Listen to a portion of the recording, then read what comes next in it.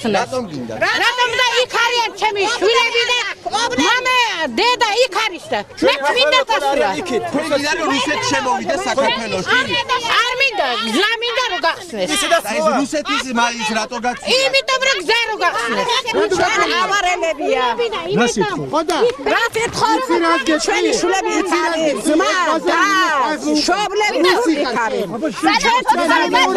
დღეს აი სწორედ აქედან დაღესტნის საზღვრიდან ვეუბნებით ჩვენ მთავრობას და ჩვენ მტერს, გარეთ თუ შიდა მტერს საქართველოსას, რომ არავითარ შემთხვევაში არ დაუშვებს ქართველი ხალხი, აი აქ დგას ჩვენი ქართველი მოსახლეობა და ამაზე მეტი იქნება თუ საჭირო იქნება. დავდგებით ყველა აქ და არ დავთმობთ ჩვენი ქვეყნის სუვერენიტეტს და არ დაუშვებთ კახეთის გულის.